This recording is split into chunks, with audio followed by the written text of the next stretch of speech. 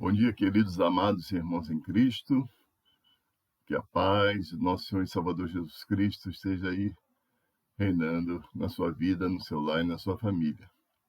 Estamos aqui mais uma vez nesta manhã do dia 24 de março de 2025 e que queremos trazer mais uma palavra para a nossa meditação, né? Que se encontra na primeira carta de Pedro. Nós vamos estar lendo duas passagens que se complementam entre si. A primeira passagem está no capítulo de número 1, versículo de 3 a 5, na nova tradução da linguagem de hoje, que assim nos fala. Louvemos ao Deus e Pai do nosso Senhor Jesus Cristo, por causa da sua grande misericórdia. Ele nos deu uma nova vida pela ressurreição de Jesus Cristo. Por isso, nosso coração está cheio de uma esperança viva. Aleluia. Assim, esperamos possuir as ricas bênçãos que Deus guarda para o seu povo. Ele as guarda no céu. Aleluia. Onde elas não perdem o valor e nem podem se estragar, nem ser destruídas. Essas bênçãos são para vocês que, por meio da fé, são guardados pelo poder de Deus para a salvação que está pronta para ser revelada no fim dos tempos. A segunda passagem está no capítulo 2, do versículo de 1 a 10, que assim nos fala. Portanto, abandone tudo o que é mal, toda mentira, fingimento, inveja e críticas injustas. Sejam como criancinhas recém-nascidas, desejando sempre o puro leite espiritual, para que, bebendo dele, vocês possam crescer e ser salvos. Pois, como dizem as Escrituras Sagradas, vocês já descobriram por vocês mesmos que o Senhor é bom. Aleluia. Cheguem perto dele, a pedra viva que os seres humanos rejeitaram como inútil, mas que Deus escolheu como de grande valor. Vocês também, como pedras vivas, aleluia, deixem que Deus os use na construção de um templo espiritual, onde vocês servirão como sacerdotes dedicados a Deus. E isso para que, por meio de Jesus Cristo, aleluia, ofereçam sacrifícios, que Deus aceite.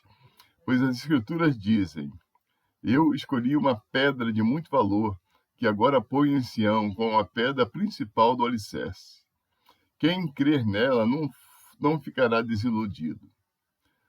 Essa pedra é de muito valor para vocês, os que creem, mas para os que não creem, a pedra que os construtores rejeitaram virá a ser a mais importante de todas. E em outra parte, as Escrituras Sagradas dizem, esta é a pedra em que as pessoas vão tropeçar, aleluia. A rocha que vai fazê-las cair. Essas pessoas tropeçaram porque não creram na mensagem, de acordo com a vontade de Deus para elas. Mas vocês, que aceitaram a palavra, são a raça escolhida, os sacerdotes do rei, a nação completamente dedicada a Deus, o povo que pertence a ele, aleluia. Vocês foram escolhidos para anunciar os atos poderosos de Deus, que os chamou da escuridão para a sua maravilhosa luz. Antes vocês não eram o povo de Deus, mas agora são o seu povo. Antes não conheciam a misericórdia de Deus, mas agora já receberam a sua misericórdia. Aleluia, glória a Deus. Hein? Então, o título dessa mensagem é Pedras Vivas. Amém? Segundo a palavra de Deus, os crentes, aqueles que aceitaram a Cristo, são pedras vivas, na construção do templo, do edifício de Deus. Louvado seja o nome do Senhor. O objetivo, irmão, desta primeira carta de Pedro era encorajar os cristãos perseguidos pela elite religiosa de Israel e pelo exército romano, estando por isso confusos, e exortá-los a resistirem firmes na fé. Esta carta também nos exorta ainda hoje, tá? a não colocar os nossos olhos nos problemas, aleluia, nos problemas ou circunstâncias que nos cercam, mas para focarmos a nossa fé, tá? Na alegria e glória da nossa eterna herança, já assegurada pelo Senhor Jesus Cristo. Por isso, devemos desfrutar do companheirismo pessoal por Cristo, aleluia, oferecido por Cristo. Ou seja, a fórmula a ser seguida é confiar e obedecer. Segunda, 1 Pedro 2:23 assim nos fala. Quando foi insultado, não respondeu com insultos. Quando sofreu, não ameaçou, mas pôs a sua esperança em Deus, o justo juiz. Aleluia. E no capítulo 4, versículo 19, ele assim nos fala. Por isso, os que sofrem, porque esta é a vontade de Deus para eles, devem, por meio de suas boas ações, aleluia, entregar-se completamente aos cuidados do Criador, que sempre cumpre as suas promessas. Aleluia. A promessa do Senhor para nós, né, é que nós vamos viver eternamente ao lado dele. Não vamos ter mais dor, não vamos ter mais tristeza, não vamos sofrer mais injustiças ou perseguições, mas desfrutaremos da glória do Senhor por toda a eternidade. Resumindo, irmãos, confiar naquele que julga retamente, porque diante do sofrimento e perseguições, devemos continuar fiéis, obedecendo àquele que é fiel e justo. Aleluia. Então, mas para isso, algumas coisas nós temos que crer e praticar. Primeiro, os cristãos são pedras que vivem. Tá? No capítulo 2, versículo número 5, né? A palavra do Senhor nos diz assim, né? Que nós somos pedras que vivemos, tá? Então, a igreja do Senhor não é uma coisa estática e sem vida. Aleluia por isso. Pedro nos ensina que os fiéis cristãos devem ver a si mesmos, formando um templo para adorar a Deus e manifestar ao mundo a sua glória. A igreja tem que estar em movimento, né? Em movimento, adorando a Deus e manifestando a glória do Senhor para o mundo. Em segundo lugar, irmãos, os cristãos formam uma raça. A palavra de Deus diz que os cristãos formam uma raça ou uma geração eleita. O versículo 9 diz assim, mas vocês são a raça escolhida, os sacerdotes do rei, a nação completamente dedicada a Deus, o povo que pertence a ele. Vocês foram escolhidos para anunciar os atos poderosos de Deus que os chamou da escuridão para a sua maravilhosa luz. Né? Então, nós nunca podemos nos esquecer que antes também éramos trevas, irmãos. Antes de nós sermos alcançados pelo Senhor Jesus, nós também éramos trevas. No meio de um mundo dominado pela violência, pela corrupção, pela promiscuidade e por toda sorte de pecados, os crentes foram separados por Deus para resplandecerem como um farol de luz em meio às trevas. Aleluia. Fomos chamados, irmãos, para ser sal e para ser luz, e para fazermos a diferença, manifestando ao mundo a glória do Deus amoroso e salvador.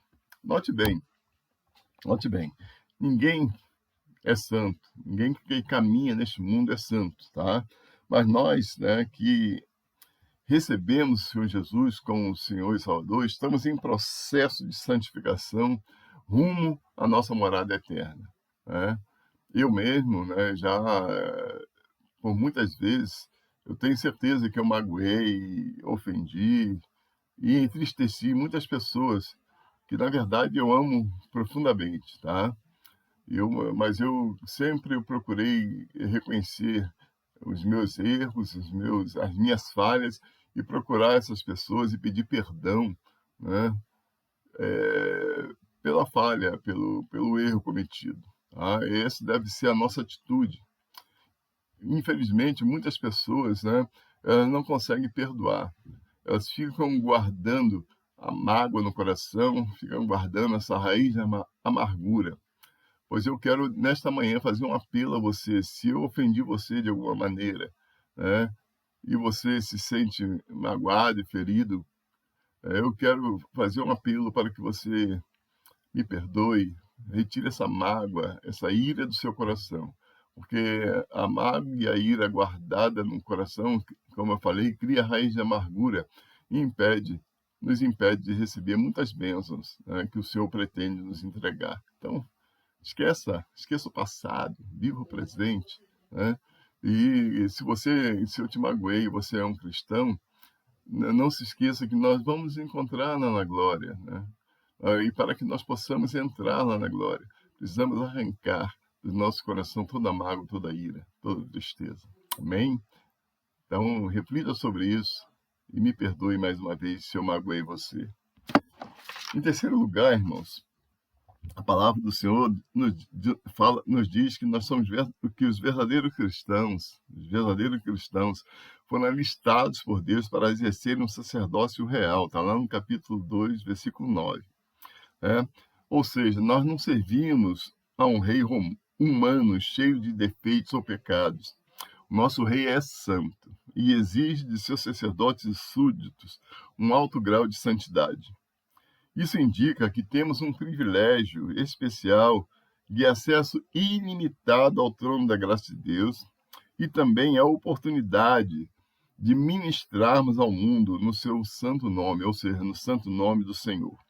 Assim, todo cristão verdadeiro deve participar ativamente de toda a missão da igreja, culto e serviço, aleluia, exercendo no corpo de Cristo funções e ministérios. Tá? Nós não fomos chamados para ficar sentado num banco. Nós temos algo para realizar na seara do Senhor e o Senhor espera que nós nos levantemos e, né, ponhamos a nossa mão no arado.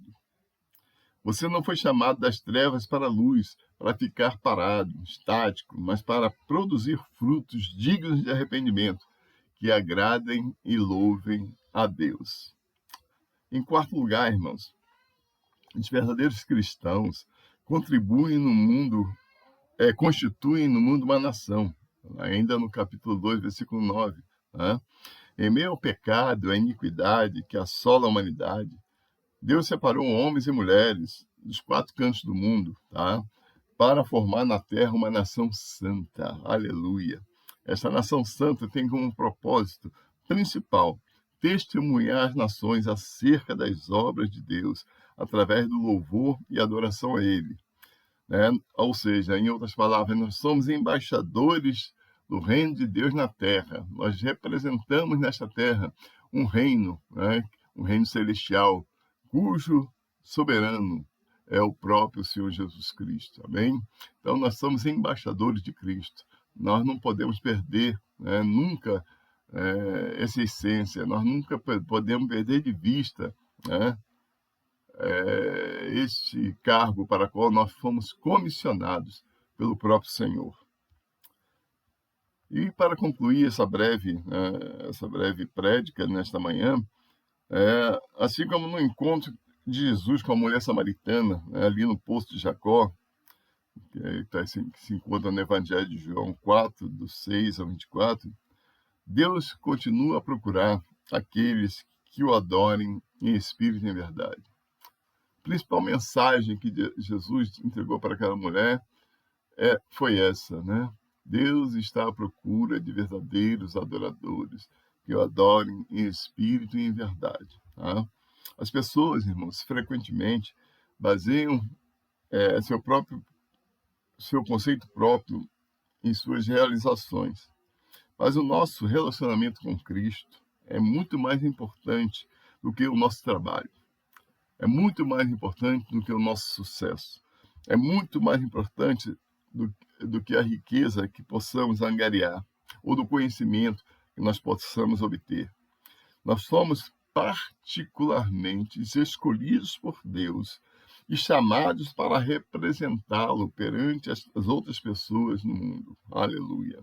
Lembre-se de que seu valor se origina de você ser um filho de Deus, não do seu valor próprio, mas de você ser um filho de Deus, e não daquilo que você pode alcançar. Você tem valor pelo que Deus faz, aleluia, não por aquilo que você faz. Suportar os sofrimentos e as lutas é uma parte do chamado dos cristãos nesta vida. Cristo é o nosso exemplo. No sofrimento somos aperfeiçoados. Na ressurreição seremos glorificados como ele foi. Amém? Shalom, graça e paz. Aleluia. Amém?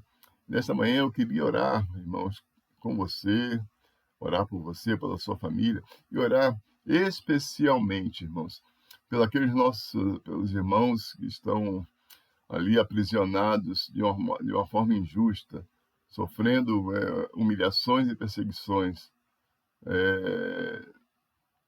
de uma forma cruel, tá?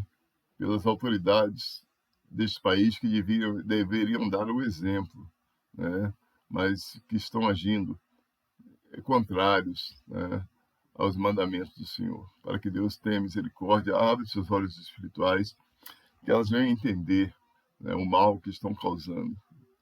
Não somente aquelas pessoas, mas as suas famílias, as pessoas que fazem parte do círculo de relacionamento dessas pessoas. Vamos orar. Pai, em nome de Jesus, esta manhã, Pai, nós nos apresentamos mais uma vez diante da Tua presença, diante do Teu altar, Senhor. Ó Deus, em nome de Jesus, primeiramente nós queremos orar, Pai, por nossas vidas, por nossos lares, por nossas famílias, pelo Teu povo, Pai, espalhado sobre toda a face da terra. Pai, que nesta manhã Tu esteja ministrando sobre nós, ó Pai, saúde física, saúde mental, saúde espiritual, e suprindo, Pai, cada uma das nossas necessidades, sejam elas financeiras, profissionais, ministeriais, Pai. Tu esteja nos dando saúde, Pai, ó Deus, porque o Teu povo está doente, Pai. Cura especialmente a nossa alma, Pai, para que possamos nos alegrar na Tua presença em todos os momentos, não importando as circunstâncias pelas quais estamos passando. Pai, nessa manhã nós queremos especialmente levantar um clamor, Pai, por aquelas vidas, Pai, que estão encarceradas ali de uma forma injusta, Pai. É certo, Pai, que elas cometeram excessos, Pai, ao Deus, e se tiverem que pagar, que paguem por aquilo que elas realizaram de excesso. Mas, Pai, em nome de Jesus, que toda injustiça, Pai, venha cair por terra nesta manhã, em nome de Jesus. Aquelas pessoas não são, Pai, terroristas. Aquelas pessoas, ó Pai, em nome de Jesus, não são aquilo, Pai, que as autoridades, Pai, estão acusando que elas sejam, Pai. Ó Deus, em nome de Jesus, que Tu também esteja abrindo, Pai, a mente e os olhos espirituais, Pai, dessas autoridades, Pai. Ó Deus, para que elas venham a entender e compreender que os olhos do Senhor estão sobre toda a terra, Pai. Que elas irão dar conta, Pai, de cada palavra, de cada ato, Pai, que estão praticando, Pai. Ó Deus, em nome de Jesus, ó Pai.